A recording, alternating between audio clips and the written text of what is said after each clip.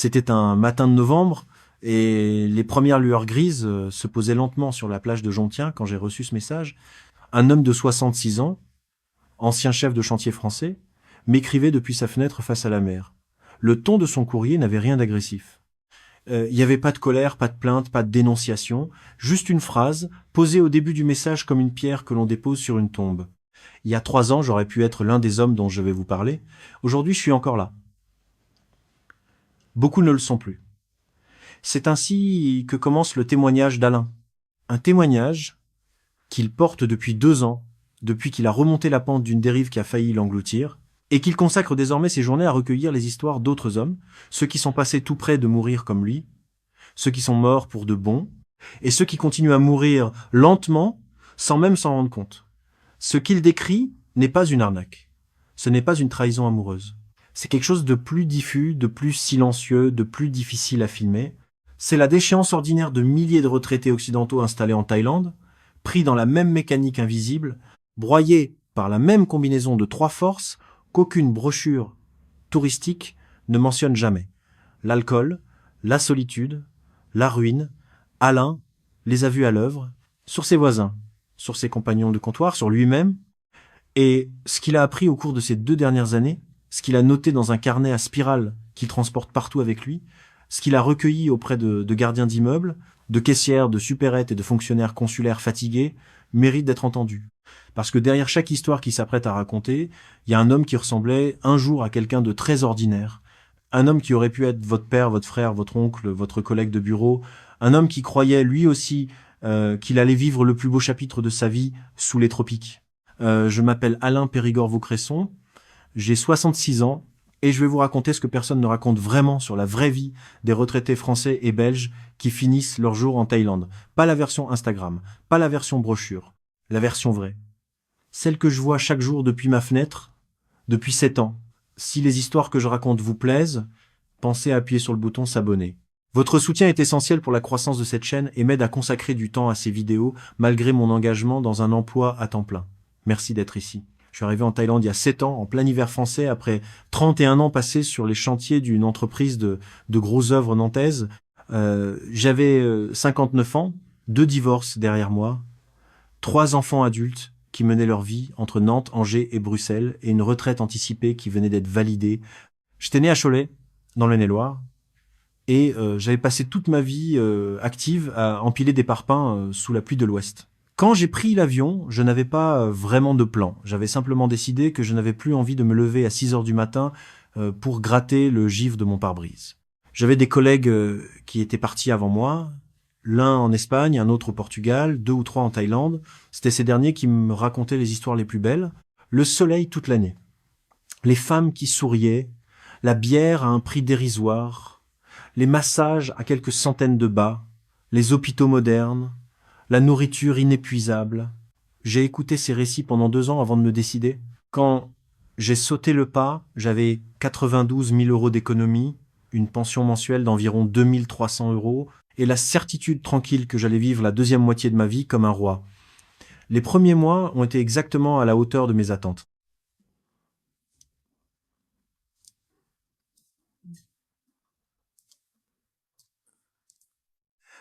Je me suis installé à Jontien, dans un studio confortable à 2 pas de la plage, que je louais 15 000 bahts par mois. Je me levais sans réveil, je prenais mon petit déjeuner sur une terrasse face à la mer, je marchais, je nageais, je lisais. Le soir, je descendais vers le front de mer, je m'asseyais à une terrasse, je commandais une bière fraîche, et je regardais le ciel changer de couleur au-dessus du golfe de Siam. C'était simple, c'était beau, et c'était profondément trompeur, parce que personne, jamais, ne m'avait dit ce qui se passait dans ces décors-là quand on y restait trop longtemps.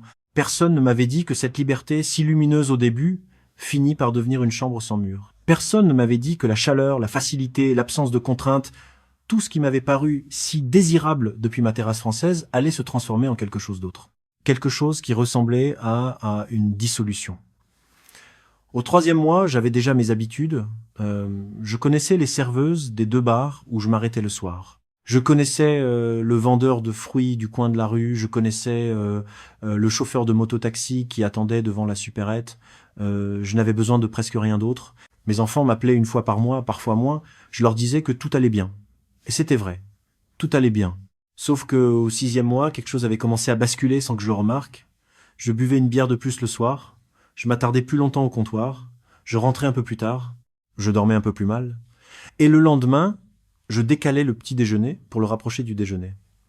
La pente était si douce, si invisible, que je n'avais aucune raison de m'en méfier. C'est cela que je veux que vous compreniez. La pente, en Thaïlande, ne ressemble pas à une pente. Elle ressemble à un palier confortable. Et quand on s'en rend compte, il est souvent déjà trop tard. Le premier homme que je voudrais que vous rencontriez s'appelle Gérard. Je l'ai croisé pour la première fois il y a 4 ans, dans un petit bar de Jontien que tenait un Allemand au visage rougi. Gérard avait 64 ans à l'époque. Il en a 68 aujourd'hui. Ancien représentant commercial en produits pharmaceutiques originaire de Tours, il avait pris sa retraite à 60 ans et s'était installé en Thaïlande quelques semaines plus tard. Quand je l'ai rencontré, il buvait sa 4e bière de la matinée, il était 10h30, il m'avait souri, il m'avait offert un verre, il m'avait raconté qu'il était arrivé avec ce qu'il appelait une consommation festive. Un verre le soir, en France, 2 le week-end, 3 ou 4 lors des repas de famille, rien de plus que des millions d'autres Français de sa génération, mais à 6 mois d'installation, il avait commencé à boire son premier verre vers 10 à 8 heures. À 1 an, c'était devenu midi. À 2 ans, il faisait sa première chute dans la rue en sortant d'un bar à 2 heures du matin et il était rentré chez lui avec une arcade ouverte qu'il avait recousue lui-même devant un miroir. À 3 ans, il avait connu sa première hospitalisation. Le médecin thaïlandais qu'il avait reçu, un homme jeune, au visage doux, lui avait dit en anglais simple que son foie était en train de se rétrécir, qu'il devait s'arrêter, que la maladie était encore réversible s'il s'arrêtait maintenant. Gérard avait remercié le médecin, avait payé sa facture et était sorti directement de l'hôpital pour aller boire sa première bière de la journée dans le bar le plus proche. Quand je l'ai revu il y a 6 mois, il n'avait plus que la peau sur les os. Il avait perdu 22 kilos en 5 ans. Sa peau avait pris une teinte jaune qui revenait par épisode. Il vivait dans un studio minuscule à Jomtien, où une infirmière thaïlandaise passait 1 fois par semaine pour lui poser une perfusion. Il refusait catégoriquement de rentrer en France. Quand je lui ai demandé pourquoi, il m'a regardé longuement, et il m'a répondu une phrase que je n'ai jamais oubliée. En France, je devrais affronter le regard de ma fille. Ici, personne ne me regarde. C'est mieux comme ça. Cette phrase contient tout. Tout ce que je vais essayer de vous expliquer aujourd'hui sur la mécanique invisible qui ronge ces hommes. La Thaïlande ne les a pas rendus alcooliques. Elle leur a simplement offert un endroit où ils pouvaient le devenir sans avoir à se cacher. Sans avoir à mentir à un patron, à une femme, à un voisin. Sans avoir à entendre la voix d'un proche qui s'inquiète. Les bars ouvrent à 10 heures du matin, certains plus tôt. Les serveuses sourient sans juger, parce que c'est pas leur travail de juger. Les bières coûtent 80 bahts. Les vodkas locales coûtent moins cher qu'une bouteille d'eau dans certaines stations de métro européennes. Le climat est si chaud que la déshydratation masque les premiers symptômes du foie. Et autour de vous, dans les terrasses, dans les comptoirs, il y a 20 autres hommes comme vous qui font exactement la même chose, exactement au même rythme, et qui vous regardent comme l'un des leurs. La consommation devient sociale. Elle devient identitaire. Elle devient le ciment d'une communauté qui n'existe pas vraiment, mais qui en a tous les signes extérieurs. C'est là le piège. Vous croyez avoir des amis, vous avez en réalité des compagnons de comptoir, ce qui n'est pas la même chose. Le jour où vous tomberez vraiment malade, aucun d'entre eux ne viendra à votre chevet. Ils continueront à boire à la même heure, dans le même bar, à la même place, comme si vous n'aviez jamais existé. Et c'est pas par méchanceté. C'est parce que la consommation collective ne tolère aucune fragilité visible. Celui qui tombe est immédiatement effacé du décor parce que sa chute renvoie aux autres l'image de leur propre fin. Gérard le sait. Il me l'a dit lui-même. Il ne se fait aucune illusion. Le jour où il mourra dans son studio, ses compagnons de comptoir continueront leur tournée sans rien interrompre. La place qu'il occupait au comptoir sera occupée par un autre dans la semaine. La seule personne qui le pleurera vraiment sera peu être sa fille, quand elle apprendra la nouvelle par un coup de téléphone du consulat. Et encore. Cela fait 4 ans qu'ils ne se sont pas parlé. Le deuxième homme que je voudrais vous présenter s'appelle Christian. Je l'ai rencontré il y a un peu plus d'1 an, dans une supérette de Hua Hin, à quelques heures de route de Pattaya, où j'étais allé rendre visite à un ami. Christian a 73 ans, il est belge francophone, originaire de Charleroi. Il a passé sa vie professionnelle dans la sidérurgie wallonne, puis dans une administration locale, après la fermeture de l'usine où il travaillait.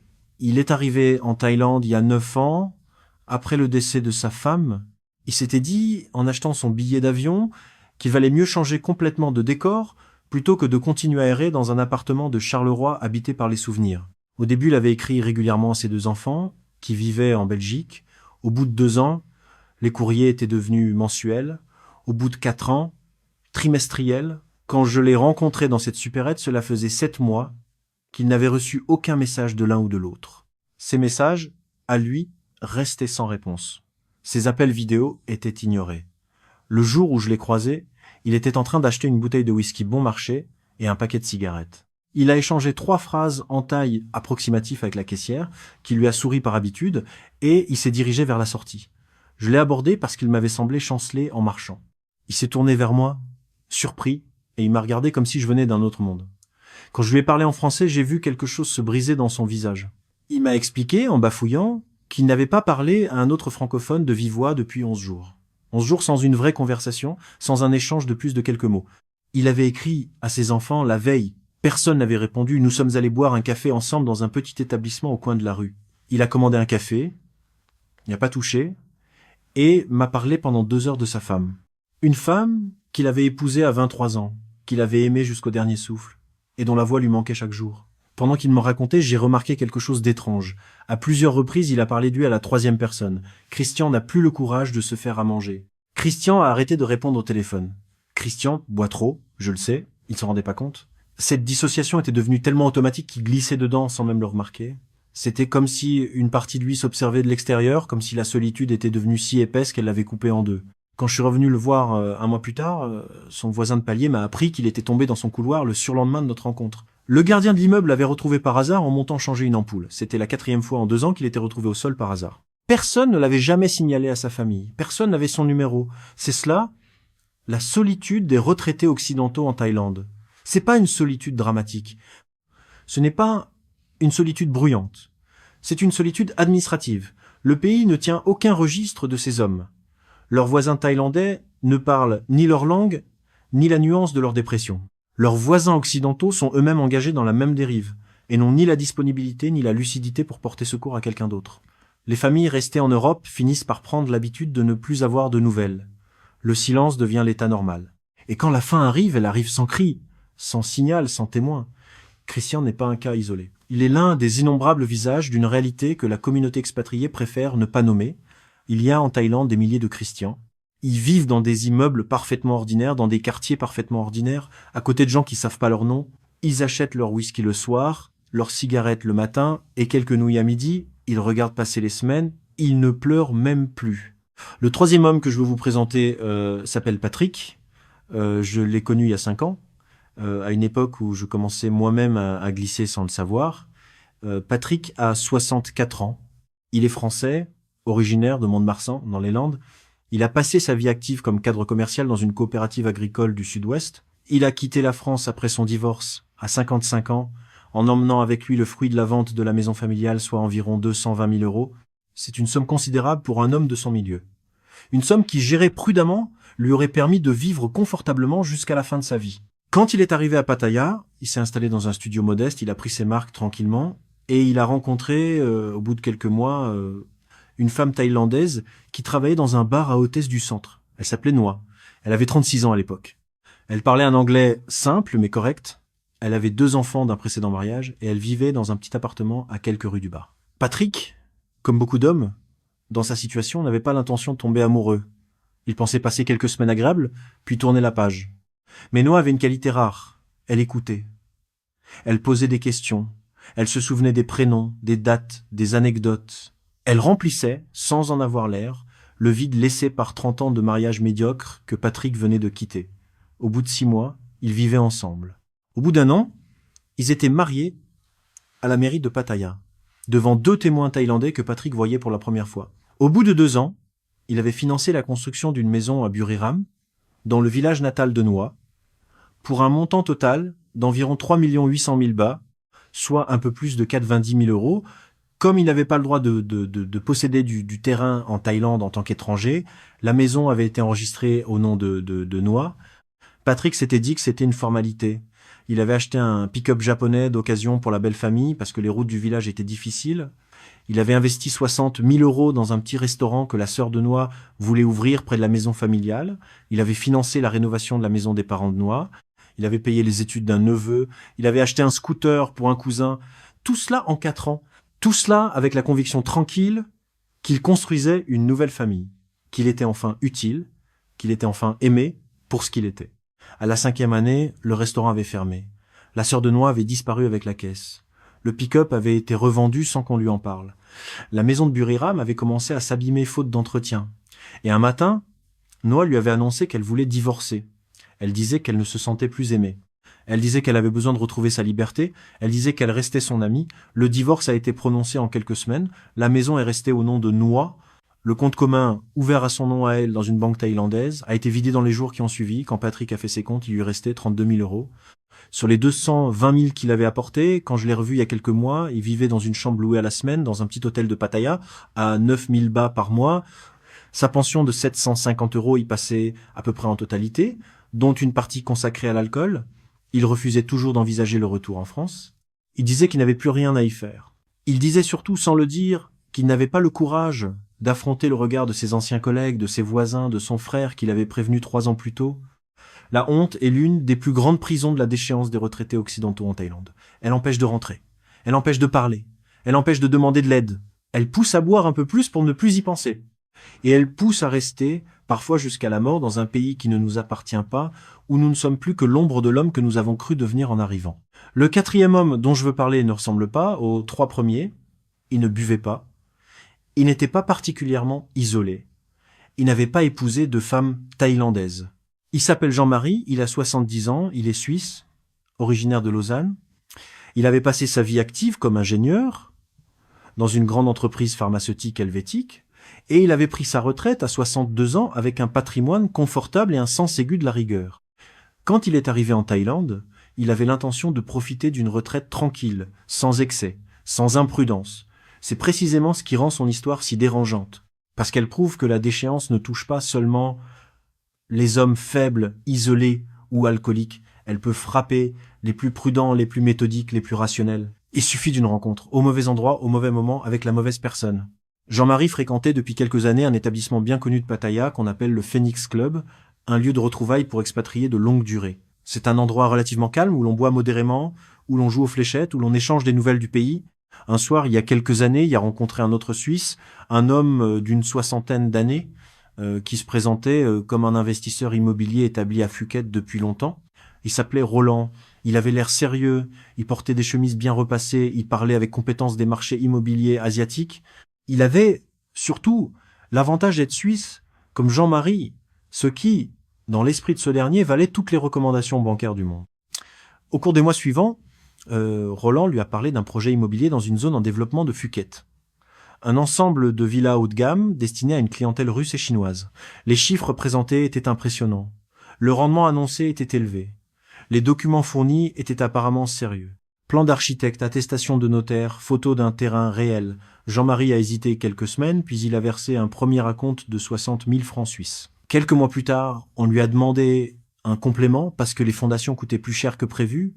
Il a versé 60 000 francs suisses supplémentaires. Quelques mois encore, et un 3e versement de 60 000 francs suisses pour la phase finale.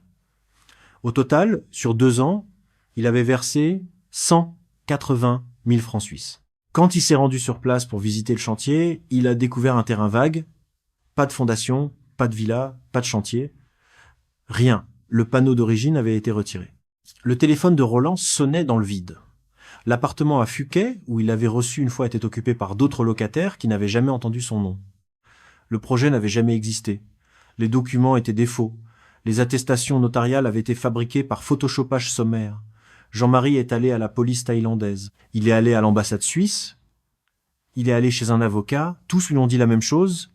Sans contrat valide, enregistré officiellement en Thaïlande, sans preuve matérielle solide, sans même un nom complet vérifiable pour identifier Roland, ses chances de récupérer son argent étaient nulles.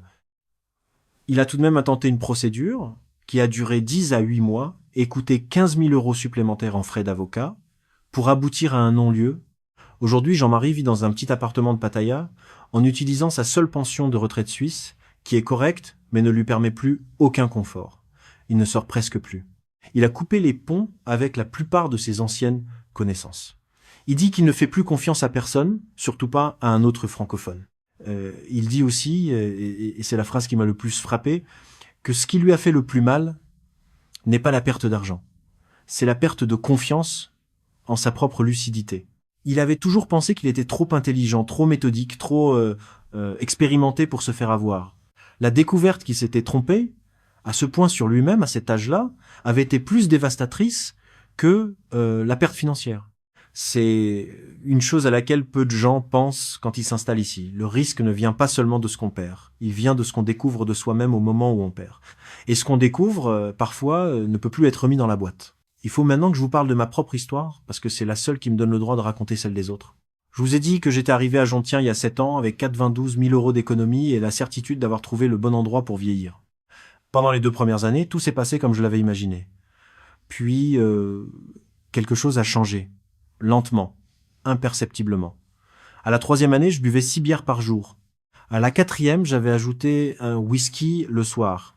À la 5e, mes journées se déroulaient selon un rythme qui ne dépendait plus que du prochain verre. Je me levais vers 11 heures. Je sortais vers midi. Je commençais à boire à 13 heures. Je rentrais à minuit. Je dormais mal. Je me levais vers 11 heures. Et ainsi de suite. Je m'étais installé à Pattaya entre-temps, parce que le voisinage de Jontiens me semblait trop calme. J'avais loué un studio dans un immeuble qui s'était dégradé sans que je le remarque, dans une rue de plus en plus sombre, dans un quartier de plus en plus reculé. Mes économies fondaient sans que je sache vraiment où elles partaient. Mes enfants avaient cessé de m'appeler, j'avais cessé de les rappeler, je m'étais convaincu que cela me convenait. La nuit où j'ai failli mourir, j'avais bu, depuis la veille au matin, ce que j'avais jamais bu de toute ma vie. Un mélange de bière, de whiskies et d'une vodka locale dont je me souviens même plus du nom. J'étais rentré au studio vers 3 heures du matin, après une dispute floue avec un autre Français au bar. Je m'étais effondré sur le lit. Et c'est là, un moment de la nuit que je saurais pas dater précisément, que j'ai perdu connaissance. Ce qui m'a sauvé, c'est un voisin de palier. Un Anglais d'une 60aine d'années, beaucoup plus discret que moi, qui sortait pour aller travailler à 6 heures du matin. En passant devant ma porte, il a entendu un bruit étrange, quelque chose comme un râle régulier. Il a frappé, il a appelé. Personne n'a répondu. Il a forcé la porte avec l'aide d'un autre voisin. Ils m'ont retrouvé sur le sol, à moitié sous le lit, le visage dans le carrelage, en train d'étouffer. Ils ont appelé une ambulance. J'ai été conduit dans un hôpital privé de Pattaya, où je suis resté inconscient pendant 2 jours. Quand je me suis réveillé, le médecin m'a annoncé que j'avais frôlé la mort. Coma éthylique, déshydratation sévère, insuffisance hépatique aiguë. Si l'ambulance était arrivée 30 minutes plus tard, je ne me serais plus jamais réveillé. La facture de l'hôpital, parce que je n'avais aucune assurance internationale, s'est élevée à environ 220 000 bahts. J'ai dû puiser dans le peu qu'il me restait pour la régler. Je suis sorti de l'hôpital 4 jours plus tard, tremblant, jaunâtre, incapable de tenir debout plus de quelques minutes. Je n'avais nulle part où aller. Mon studio insalubre ne m'attirait plus. Ma famille était à l'autre bout du monde. Mes compagnons de comptoir n'avaient même pas été informés de mon hospitalisation. C'est à ce moment-là, dans le hall de cet hôpital privé, que j'ai croisé un autre Français, un homme de mon âge environ, élégant, calme, qui était venu rendre visite à un proche. Il m'a regardé. Il a vu, immédiatement, dans quel état j'étais. Il s'est assis à côté de moi. Il m'a parlé doucement. Et il m'a dit une phrase que j'ai jamais oubliée. Vous savez, on est plusieurs à être passés par là. Et on se réunit chaque jeudi soir à Bangkok. Si vous voulez, je peux vous y emmener. Cet homme s'appelait Henri. Il faisait partie du groupe des alcooliques anonymes francophones de Bangkok. Il savait rien de moi. Il n'avait aucune raison de s'arrêter. Mais il l'a fait. Et c'est cette rencontre, plus que toute autre chose, qui m'a permis de remonter la pente. La sobriété ne m'a pas été imposée par un médecin, ni par un proche, ni par une menace de mort. Elle m'a été tendue par un inconnu qui avait choisi, ce jour-là, de ne pas détourner le regard. Je voudrais vous parler maintenant de celui dont l'histoire pèse le plus lourd dans mon carnet. Celui que je n'ai pas connu de son vivant. Celui dont je n'ai recueilli le récit qu'après sa mort. Il s'appelait Lucien. Il avait 71 ans. Il était français, originaire de Rouen, en Normandie. Il avait été chauffeur routier pendant 35 ans sur les routes du nord de la France et de la Belgique. Il avait pris sa retraite à 62 ans et il s'était installé en Thaïlande 2 ans plus tard, après le décès de sa sœur, qui était la dernière personne avec laquelle il maintenait un lien régulier. Il vivait à Pattaya, dans un immeuble bon marché du quartier sud, dans un studio de 30 mètres carrés qu'il louait 6 000 bahts par mois. Il ne fréquentait personne, il ne parlait à personne. Il sortait 2 fois par jour, le matin pour acheter sa nourriture et le soir pour acheter ses bouteilles. Le reste du temps, il restait dans son studio, devant une petite télévision qui passait des chaînes thaïlandaises qu'il ne comprenait pas. Il n'avait pas Internet, il n'avait pas de téléphone. Il n'avait gardé qu'une ligne fixe, à laquelle il ne répondait presque jamais. Sa fille, qui vivait dans la région parisienne, avait essayé de le joindre quelques fois. Elle avait fini par renoncer. Le jour où il est mort, personne ne s'en est aperçu. Le voisinage thaïlandais ne savait même pas son nom. Le propriétaire de l'immeuble passait 1 fois par mois pour la collecte du loyer, qu'il déposait par virement automatique. Le gardien, quand il y en avait un, ne montait jamais aux étages. Lucien est mort un mercredi, selon les estimations médicales ultérieures, probablement d'un arrêt cardiaque. Il est resté dans son studio pendant 3 semaines avant qu'on le retrouve. Ce qui a alerté les voisins, ce fut l'odeur. Le gardien a forcé la porte. Il est ressorti immédiatement pour appeler la police. Le corps a été récupéré par les services thaïlandais et conduit à la morgue de Pattaya. Le consulat de France a été informé. Une enquête a été ouverte pour identifier la famille. Cela a pris du temps. Lucien avait coupé les ponts avec presque tous ses proches. Sa fille a fini par être contactée. Elle a refusé de prendre en charge le rapatriement, faute de moyens. Le coût d'un rapatriement de corps depuis la Thaïlande est élevé. On parle d'environ 12 000 €. Le corps de Lucien est resté à la morgue pendant 2 mois, dans des conditions qu'on imagine, pendant que le service consulaire tentait de trouver une solution. C'est finalement un cousin éloigné, un homme que Lucien n'avait pas vu depuis 20 ans, qui a accepté de payer une partie de la note. Le corps a été incinéré sur place et les cendres ont été renvoyées en France par voie postale, dans une petite urne en carton. La fille de Lucien n'est jamais allée les chercher au bureau de poste où elles avaient été déposées. Au moment de son décès, son compte en banque thaïlandais affichait un solde de 4,22 €. C'est cela, le bout du tunnel pour certains de ces hommes. Pas une descente spectaculaire, pas une chute publique. Une dissolution silencieuse, dans un studio anonyme, dans un quartier que personne ne photographie, dans un pays où personne ne les attend. J'ai recueilli son histoire en interrogeant le gardien de l'immeuble, qui s'en souvenait encore, et un fonctionnaire consulaire fatigué qui m'a dit, en regardant par la fenêtre de son bureau, qu'il traitait environ une dizaine de dossiers comme celui-là chaque année. 10 par an dans ce seul consulat, multiplié par les années, multiplié par les autres consulats, multiplié par tous ceux dont la famille ne sera jamais retrouvée, dont le corps sera enterré dans une fosse anonyme du cimetière municipal, dont le nom ne sera jamais porté nulle part. C'est cela, l'envers de la carte postale thaïlandaise. Personne ne le montre, personne ne le dit, mais c'est là, chaque jour, dans des centaines de studios anonymes, partout dans le pays. Je voudrais maintenant vous parler de Roger. Roger a 65 ans. Il est belge francophone, originaire de Namur. Il a passé sa vie active comme contremaître dans une imprimerie wallonne. Il s'est installé en Thaïlande il y a une douzaine d'années, après un divorce difficile et un licenciement économique qu'il a touché à un moment où il n'avait pas la force d'encaisser. Son cas, dans le tableau que je dresse, est celui de la triade combinée. Pas un seul des 3 pièges, mais les 3 en même temps. Il a commencé à boire à son arrivée, il a commencé à se sentir seul au bout de quelques mois, et il a commencé à perdre de l'argent dès la 2e année. C'est la femme qu'il a rencontrée qui a ouvert la brèche. Elle s'appelait Bi. Elle avait 29 ans à l'époque. Elle travaillait dans un salon de massage du centre de Pattaya. Elle parlait un anglais correct, elle souriait beaucoup, elle écoutait Roger avec une attention qu'il n'avait pas reçue depuis longtemps. Elle s'est installée chez lui au bout de 3 mois. Au début, elle ne demandait rien. Au bout d'1 an, elle a commencé à demander de petites sommes pour sa famille.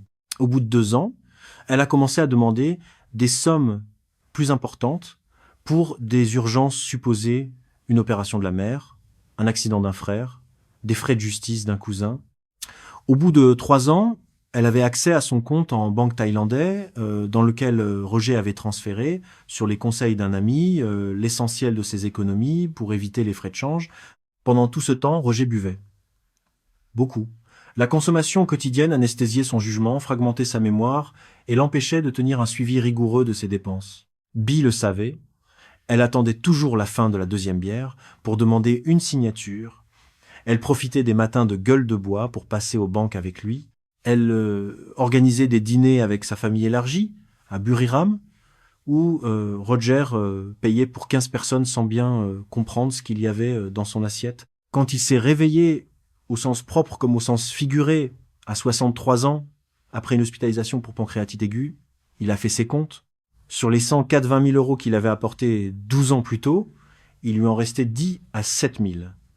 Bi avait disparu 2 semaines après son admission à l'hôpital. Elle n'avait laissé aucun mot. Roger a essayé de la retrouver. Il a essayé de comprendre ce qui s'était passé. Il a essayé, surtout, de ne pas tomber. Aujourd'hui, il vit dans un studio modeste à Pattaya. Il a réduit sa consommation d'alcool sans l'arrêter complètement. Il refuse toujours d'admettre publiquement l'ampleur de ce qu'il a perdu. Il dit à ses anciens collègues belges, quand il l'appelle une fois par an, que tout va bien. Il dit la même chose à son fils, qui vit à Bruxelles, et qui ne le croit pas. Il ne rentrera pas en Belgique. Il a trop honte. Il préfère mourir doucement ici plutôt que de devoir expliquer à sa famille ce qu'il a fait de ses économies. C'est cette fierté qui retient les rejets de ce monde dans le piège dans lequel ils se sont enfermés eux-mêmes. Une fierté qui les empêche de demander de l'aide, qui les empêche de rentrer, qui les empêche même parfois de reconnaître qu'ils ont besoin d'un médecin. Ils préfèrent disparaître dans le silence plutôt que de revenir en posant des questions. C'est l'une des choses les plus tristes que j'ai apprises au cours de ces 2 dernières années. La honte, mal placée, tue plus de retraités occidentaux en Thaïlande que toutes les arnaques réunies. Je voudrais terminer cette galerie par celui qui m'a redonné de l'espoir, le seul parmi tous ceux dont je vais vous avoir parlé qui est revenu de très loin. Il s'appelle Philippe, il a 62 ans, il est français, originaire de Saint-Nazaire en Loire-Atlantique. Il avait travaillé dans la marine marchande, puis dans une administration portuaire, avant de prendre une retraite anticipée à 54 ans. Il s'était installé en Thaïlande quelques mois après, dans des conditions assez classiques. Une petite pension, un studio à Pattaya, des journées qui se ressemblaient. Sa dérive avait été classique, elle aussi. La consommation montante, l'isolement progressif, une compagne thaïlandaise rencontrée dans un bar qu'il avait progressivement vidé de ses économies. À la 4e année, il avait perdu environ 60 000 euros. Sa compagne était partie, son foie était en mauvais état, sa pension suffisait à peine à payer son loyer et son alcool. Il était seul, il était fatigué, il avait 48 ans dans le miroir et il en avait 60. Un soir, dans un hôtel bon marché de Pattaya où il avait pris une chambre parce qu'il s'était fait expulser de son studio pour défaut de paiement, il a décidé d'en finir. Il avait acheté plusieurs boîtes d'un médicament en vente libre. Il avait laissé une lettre courte qui s'adressait à son frère et à sa sœur. Il avait commencé à avaler les comprimés à minuit. Ce qui l'a sauvé, c'est la femme de chambre du matin. Elle est entrée vers 6 heures pour faire le ménage parce qu'il n'avait pas accroché le panneau sur la porte. Elle l'a trouvé inconscient. Et elle a immédiatement appelé la réception. Une ambulance est arrivée en 20 minutes. Il a été conduit dans un hôpital public où il est resté pendant 5 jours, dont 3 en réanimation. Quand il s'est réveillé, le médecin a contacté le consulat de France. Un rapatriement médical a été organisé. Sa sœur, qui n'avait pas vu depuis 8 ans, est venue le chercher à l'aéroport de Nantes. Elle l'a installé dans un petit appartement qu'elle louait pour lui à quelques rues de chez elle. Elle l'a inscrit chez un médecin généraliste. Elle l'a accompagné à ses premiers rendez-vous chez un psychiatre. Elle l'a aidé à reprendre contact avec un service d'addictologie. Cela fait 2 ans aujourd'hui. Philippe est sobre. Il vit modestement en Loire-Atlantique dans son petit appartement. Il marche tous les jours le long de l'estuaire. Il lit. Il appelle sa sœur tous les soirs. Il m'appelle, moi, 1 fois par semaine parce que nous sommes connus par hasard, par l'intermédiaire d'un autre membre des alcooliques anonymes francophones. Il ne reviendra jamais en Thaïlande. Il dit qu'il ne pourrait pas. Il dit que le pays n'est coupable de rien, mais que pour lui, personnellement, il représente la presque mort. Il dit aussi, et c'est cela que je veux vous laisser, qu'il a fallu qu'il se rate de quelques heures pour comprendre ce qu'il aurait pu faire de différent. Il dit qu'il aurait fallu qu'il accepte plutôt qu'il avait un problème. Il dit qu'il aurait fallu qu'il parle à quelqu'un. Il dit qu'il aurait fallu qu'il rentre. La voie possible existe. Elle est étroite, elle est difficile, elle exige du courage, mais elle existe. Philippe en est la preuve. Je voudrais maintenant prendre quelques minutes pour vous parler du mécanisme général, parce que je crois que c'est utile. Tous les hommes dont je vous ai parlé partagent quelque chose qui dépasse leurs histoires individuelles. Ils étaient ni faibles, ni stupides, ni naïfs au moment de leur arrivée. Ils étaient ordinaires.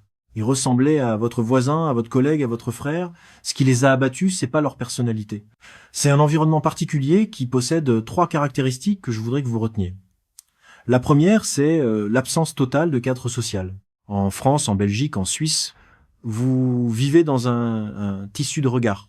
Vos voisins vous voient, votre médecin de famille vous voit, vos enfants vous voient, votre boulanger vous voit. Le simple fait d'être observé en permanence par des personnes qui vous connaissent suffit à contenir la plupart des dérives. En Thaïlande, ce tissu disparaît du jour au lendemain. Vous devenez invisible. Et l'invisibilité prolongée est un poison. La deuxième caractéristique, c'est la disponibilité immédiate des produits et des comportements qui, en Europe, exigeraient un effort pour être obtenus.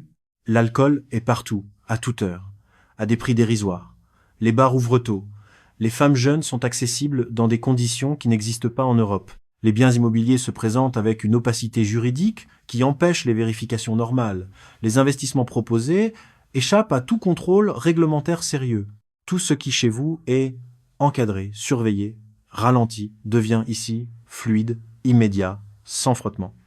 Et la fluidité sans frottement est un autre poison. La troisième caractéristique, c'est la communauté expatriée elle-même. Elle se présente comme un réseau de soutien. Elle est en réalité un cercle de validation mutuelle.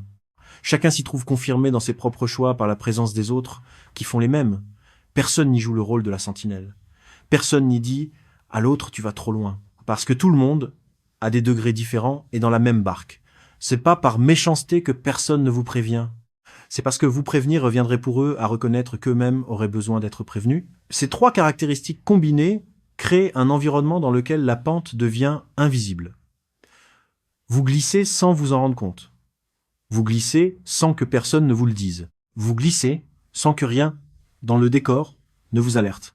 Quand vous arrivez en bas, il est presque toujours trop tard. Je voudrais conclure en vous adressant un message direct. Si vous êtes en train de regarder cette vidéo en Thaïlande, dans un studio de Pattaya, de Jomtien, de Hua Hin ou ailleurs, et si quelque chose dans ce que je viens de raconter a fait vibrer un fil quelque part en vous, alors je voudrais que vous fassiez une chose simple. Une seule. Appelez quelqu'un aujourd'hui, pas demain, pas la semaine prochaine, aujourd'hui. Appelez un enfant à qui vous n'avez pas parlé depuis longtemps. Appelez une sœur, un frère, un ancien collègue, un ancien voisin. Si personne ne vous vient à l'esprit, appelez une association. Il existe en Thaïlande des groupes francophones d'entraide, dans lesquels des gens comme moi, sobres, lucides, ne jugent personne et ne demandent rien. Il existe à Bangkok, à Pattaya, à Chiang Mai, des réunions hebdomadaires où vous serez accueillis sans formalité. Il existe à votre consulat des services sociaux dont vous pouvez bénéficier sans avoir à vous justifier. Si vous êtes un proche de quelqu'un qui vit en Thaïlande et qui correspond à l'un des portraits que je viens de tracer, n'attendez pas qu'il vous donne signe de vie. Donnez-le lui vous-même. Insistez. Soyez présent. Ne laissez pas le silence s'installer. Le silence, dans ce contexte précis, est ce qui tue. Pas le climat, pas les femmes, pas la culture, pas le pays. Le silence. Si vous lisez ce témoignage depuis l'Europe, et si vous envisagez de partir vous installer en Thaïlande à la retraite, je ne vais pas vous dire de ne pas le faire. Je n'en ai ni le droit ni l'envie. Beaucoup d'hommes y vivent heureux, en bonne santé, entourés, sobres. Mais je voudrais que vous vous posiez quelques questions avant de partir. Que ferez-vous de vos journées une fois que la nouveauté sera passée? Qui vous appellera quand vous ne donnerez plus de nouvelles? Quelle structure quotidienne mettrez-vous en place pour ne pas glisser? Quel cercle d'amitié véritable, non lié à la consommation, prévoyez-vous de construire? Quelle assurance santé internationale solide allez-vous souscrire? Quel mécanisme allez-vous instaurer pour que personne ne puisse vous extorquer financièrement à votre insu? Si vous n'avez pas de réponse claire à ces questions, alors prenez le temps d'y réfléchir avant d'acheter votre billet. La Thaïlande est un pays magnifique, mais c'est un pays qui demande à ses expatriés une discipline particulière, parce qu'il ne leur en impose aucune. Voilà. Je n'ai plus grand-chose à ajouter. Je continuerai, tant que j'en aurai la force, à recueillir les histoires de ceux que je croise. Je continuerai à les écrire dans mon carnet à spirale. Je continuerai à les transmettre quand j'aurai l'occasion de les transmettre. Parce que je crois sincèrement que ces vies-là ne doivent pas s'effacer dans le silence. Gérard, Christian, Patrick, Jean-Marie, Lucien, Roger, Philippe. C'est cet homme, et tous ceux que je n'aurai pas le temps de raconter, méritent que quelqu'un quelque part retienne leur nom. La Thaïlande ne les a pas tués. Mais elle leur a offert le décor parfait pour le faire eux-mêmes, lentement, en souriant à la mer. Et c'est précisément cela qui rend leur histoire si difficile à raconter. Parce qu'il n'y a pas de coupable extérieur évident. Il n'y a pas de criminel à arrêter, pas de loi à changer, pas de procès à intenter. Il n'y a qu'une combinaison de circonstances, de fragilité humaine et d'environnement permissif qui, mis ensemble, ont produit ces destinées. C'est pour cela que ce sujet est rarement abordé. Parce qu'il dérange, parce qu'il ne se prête pas aux conclusions faciles, parce qu'il oblige chacun, expatrié ou candidat à l'expatriation, à se poser des questions inconfortables sur lui-même. Mais je crois que ce travail vaut la peine d'être fait. Je crois que si une seule personne, en regardant cette vidéo, décide de décrocher son téléphone pour appeler un proche dont elle n'a pas de nouvelles depuis trop longtemps, alors tout ce que j'aurais écrit dans mon carnet n'aura pas été inutile. Je crois que si un seul homme, en se reconnaissant dans l'un des portraits que je viens de dresser, décide de pousser la porte d'une réunion francophone d'entraide ce jeudi soir, alors la mémoire de Lucien n'aura pas été tout à fait perdue. Et je crois que si une seule famille européenne, en regardant cette vidéo, décide d'organiser un appel vidéo dimanche prochain avec ce père, ce frère, cet oncle qu'on n'a pas vu depuis 3 ans, alors quelque chose, quelque part, aura été gagné contre la marée silencieuse qui emporte ses vies. Je n'ai pas d'autres prétentions. Je n'ai pas d'autre ambition. Je suis assis devant ma fenêtre à Jomptien, face à une mer qui est exactement aussi belle aujourd'hui qu'elle l'était quand je suis arrivé il y a 7 ans. La seule différence, c'est que je sais désormais ce qu'elle peut faire, à long terme, à un homme qui s'y abandonne sans précaution. Je suis pas pessimiste. Je suis simplement lucide. Et je voudrais que chacun de vous, en éteignant cette vidéo, soit un peu plus lucide aussi. Faites attention à vous, faites attention aux vôtres. Et n'oubliez jamais que derrière chaque belle carte postale du paradis tropical, il y a quelque part dans un studio anonyme un homme qui n'a pas allumé sa lumière depuis 3 jours. Si vous voulez continuer à entendre ces histoires, celles que personne d'autre ne raconte, celles qui viennent directement des hommes qui les vivent ou qui les ont vus vivre, alors abonnez-vous à cette chaîne, partagez ce témoignage avec ceux qui pourront en avoir besoin et activez la cloche pour ne rien manquer des récits à venir. Chaque abonnement, chaque partage, chaque commentaire bienveillant contribue à porter ces voix un peu plus loin. Prenez soin de vous. Prenez soin des vôtres. Et surtout, ne laissez personne disparaître dans le silence. À très bientôt.